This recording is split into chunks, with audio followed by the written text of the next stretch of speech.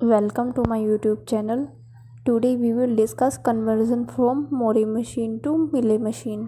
Last video में हमने discuss किया था कि किस तरीके से मिले मशीन को मोरी मशीन में कन्वर्ट किया जाता है और मोली मशीन और मिले मशीन का कॉन्सेप्ट क्या है। और इस वीडियो में हम डिस्कस करेंगे कि मोरी मशीन को मिले मशीन में कैसे कन्वर्ट किया जाता है। ये क्वेश्चन यूनिवर्सिटी एग्जामिनेशन के लिए इम्पोर्टेंट है। तो हमारे पास कोई मोरी मशीन गिवन है, इस मोरी मशीन को हमें मिली मशीन में कन्वर्ट करना है। मोरी मशीन की पहचान क्या होती है? मोरी मशीन में जो हमारा आउटपुट होता है वो स्टेट के साथ होता है और जो मिले मशीन होती है उसमें आउटपुट जो है वो इनपुट के साथ होता है। किसी भी मोरी मशीन को मिले मशीन में कन्वर्ट करने के कुछ स्टेप्स हैं। पहला स्टेप है कि हमें ट्रांजिशन डायग्राम से ट्रांजिशन टेबल बनानी है। मोरी मशीन के लिए ट्रांजिशन टेबल बनाने के लिए जितनी भी हमारी स्टेट दी गई हैं उनको लिख लेंगे और जो हमारे इनपुट्स हैं उन्हें ऊपर लिख लेंगे और एक कॉलम होगा हमारा आउटपुट का।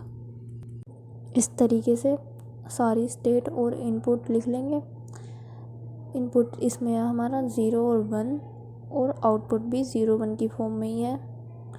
तो सबसे पहले क्यू नोट स्टेट के लिए देखेंगे। क्यू नोट स्टेट जो है वो 0 इनपुट के लिए कहाँ जाती है, क्योंकि जो मोरी मशीन होती है उसमें जो आउटपुट होता है वो स्टेट के साथ अटैच होता है। तो मोरी मशीन का आउटपुट है इसमें क्यू नोट के साथ 1।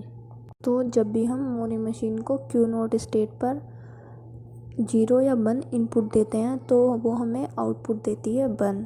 जब हमने मोरी मशीन को क्यू नोट स्टेट पर 0 इनपुट दिया तो उसने मूव किया Q1 स्टेट पर, और जब 1 इनपुट दिया तो मूव किया Q2 स्टेट पर, और जो आउटपुट मिला वो मिला 1। जो नेक्स्ट स्टेट है वो है Q1। तो जब Q1 स्टेट पर हम 0 इनपुट देते हैं तो वो Q3 स्टेट पर मूव करती है, और जब Q1 स्टेट पर 1 इनपुट देते हैं तो वो Q2 स्टेट पर मूव करती है, और जो आउटपुट मिलता है वो मिलता है हमें 0, क्योंकि जो Q1 स्टेट के साथ अटैच है वो आउटपुट है 0। नेक्स्ट स्टेट है Q2 स्टेट। जब Q2 स्टेट पर 0 इनपुट दिया तो हम पहुंच गए, तो Q2 स्टेट पर ही मूव किया उसने तो हम Q2 स्टेट पर ही रहे, और जब Q2 स्टेट पर 1 इनपुट दिया तो हम पहुंच गए Q नोट स्टेट पर, और जो आउटपुट था वो मिला हमें 1। नेक्स्ट स्टेट है Q3 स्टेट, और यही हमारी लास्ट स्टेट है। तो जब Q3 स्टेट पर 0 इनपुट दिया तो हमने मूव किया Q नोट स्टेट पर, हम पहुंच गए Q नोट स्टेट पर, और जब Q3 स्टेट पर हम 1 इनपुट देंगे तो पहुंच जाएंगे Q3 स्टेट पर, और जो Q3 के साथ 0 और 1 इनपुट देने पर आउटपुट मिलेगा वो होगा 1। इस तरीके से ये हमारी मोरी मशीन के लिए ट्रांजिशन टेबल बन गई। और अब बनानी है हमें मिले मशीन के लिए ट्रांजिशन टेबल। तो मिले मशीन के लिए ट्रांजिशन टेबल बनाएंगे हम मोरी मशीन की ट्रांजिशन टेबल की हेल्प से। तो सबसे पहले मिले मशीन की ट्रांजिशन टेबल बनाने के लिए जो भी हमारी स्टेट्स हैं उन सारी स्टेट्स को लिख लेंगे, और जो इनपुट है 0 1 उनको लिख लेंगे इस तरीके से। अब जो स्टेट हमारी 0 और 1 इनपुट के लिए मोरी मशीन में आई थी वो ही स्टेट हम मिले मशीन के लिए लिखेंगे। उसके बाद हम ट्रांजिशन डायग्राम की हेल्प से भी चेक कर सकते हैं ये कंडीशन, और ये ट्रांजिशन टेबल की हेल्प से भी चेक कर सकते हैं। अगर ट्रांजिशन टेबल की हेल्प से चेक करते हैं तो बहुत बड़ा कन्फ्यूजन क्रिएट होगा। इसके लिए एक ट्रिक है, ट्रांजिशन डायग्राम की हेल्प से चेक करें। यहाँ पर जो मोरी मशीन के लिए ट्रांजिशन डायग्राम गिवन है उस पर देखेंगे क्यू नोट स्टेट पर हमें क्या आउटपुट मिल रहा है। तो क्यू नोट स्टेट पर हमें आउटपुट मिल रहा है 1। तो यहाँ से आउटपुट चेक करेंगे और यहाँ से आउटपुट उठाकर मिले मशीन की ट्रांजिशन टेबल में रख देंगे। क्यू नोट और Q3 स्टेट के लिए भी आउटपुट 1 मिल रहा है, तो क्यू नोट Q1 और Q3 स्टेट के लिए आउटपुट हो जाएगा 1। जो हमारी Q1 स्टेट है उसके लिए हमें आउटपुट मिल रहा है 0। तो सिर्फ Q1 स्टेट के साथ जो आउटपुट लिखेंगे वो 0 लिखेंगे, अदरवाइज़ सारी स्टेट के साथ आउटपुट 1 लिखेंगे।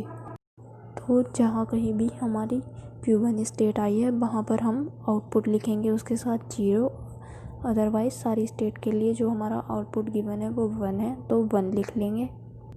अब इस ट्रांजिशन टेबल की हेल्प से हमें ट्रांजिशन डायग्राम ड्रॉ करना है। पर हमारी 4 स्टेट गिवन है Q0, Q1, Q2 और Q3, तो हम चारों स्टेट को लिख लेंगे और जो Q0 है वो है हमारी इनिशियल स्टेट।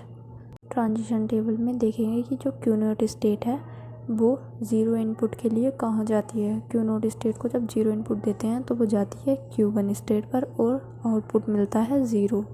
तो Q0 स्टेट से Q1 स्टेट तक एक लाइन ड्रॉ करेंगे और जो हमारा इनपुट है 0 के लिए, आउटपुट है 0, तो वो लिख लेंगे। Q0 स्टेट पर जब इनपुट 1 देते हैं तो हम पहुंच जाते हैं Q2 स्टेट पर और आउटपुट मिलता है 1। तो यहाँ इनपुट भी 1 है और आउटपुट भी 1, इसे इस तरीके से शो कर देंगे। अब चेक करना है Q1 स्टेट के लिए। जो Q1 स्टेट है जब उस पर इनपुट 0 देते हैं तो हम पहुंच जाते हैं Q3 स्टेट पर और जो आउटपुट है वो मिलता है 1। तो Q1 और Q3 स्टेट को कनेक्ट कर लेंगे और जो इनपुट 0 है और आउटपुट 1 है उसको इस तरीके से लिख लेंगे। नेक्स्ट, जब Q1 स्टेट पर इनपुट 1 देते हैं तो जो आउटपुट होता है वो मिलता है हमें 1 और हम पहुंच जाते हैं Q2 स्टेट पर। तो Q2 एंड Q1 स्टेट को आपस में कनेक्ट कर लेंगे और इनपुट 1 है हमारा और आउटपुट भी मिला हमें 1, तो उसे लिख लेंगे। नेक्स्ट स्टेट है हमारी Q2। जब Q2 स्टेट पर हम इनपुट 0 देते हैं तो आउटपुट मिलता है 1 और मूव करते हैं Q2 स्टेट पर। जब Q2 स्टेट पर इनपुट दिया 1 तो Q0 स्टेट पर पहुंच गए और जो आउटपुट मिला वो मिला हमें 1। तो Q2 और Q0 को कनेक्ट कर लेंगे और इनपुट 1 और आउटपुट 1 को लिख लेंगे। नेक्स्ट और लास्ट स्टेट है Q3। जब Q3 स्टेट पर हमने 0 इनपुट दिया तो पहुंच गए Q0 स्टेट पर और जो इनपुट आउटपुट मिला हमें वो मिला 1। तो Q2 एंड Q3 को कनेक्ट कर लिया और जो 0 इनपुट था और 1 आउटपुट था उसको रिप्रेजेंट कर दिया। जब Q3 स्टेट पर इनपुट 1 दिया तो जो Q3 स्टेट है वो Q3 स्टेट पर ही रहती है और जो आउटपुट मिलता है वो मिलता है हमें 1। तो सेल्फ लूप लगा लेंगे और इनपुट 1 के लिए आउटपुट 1 मिलता है उसे भी इस तरीके से लिख लेंगे। ये जो हमारी मिले मशीन थी वो अब बन चुकी है। तो सबसे पहले हमें क्या करना है, मोरे मशीन का ट्रांजिशन डायग्राम से ट्रांजिशन टेबल बनानी है। मोरे मशीन की ट्रांजिशन टेबल की हेल्प से मिले मशीन की ट्रांजिशन टेबल बनानी है और फिर मिले मशीन का ट्रांजिशन डायग्राम बनाना है। इस तरीके से मोरे मशीन का मिले मशीन में कन्वर्जन हो जाएगा। आई होप आपको वीडियो समझ आया होगा और कॉन्सेप्ट क्लियर हुआ होगा। सो वीडियो अच्छी लगी हुई तो लाइक करें, कमेंट करें और चैनल को सब्सक्राइब करें। Thank you for watching the video.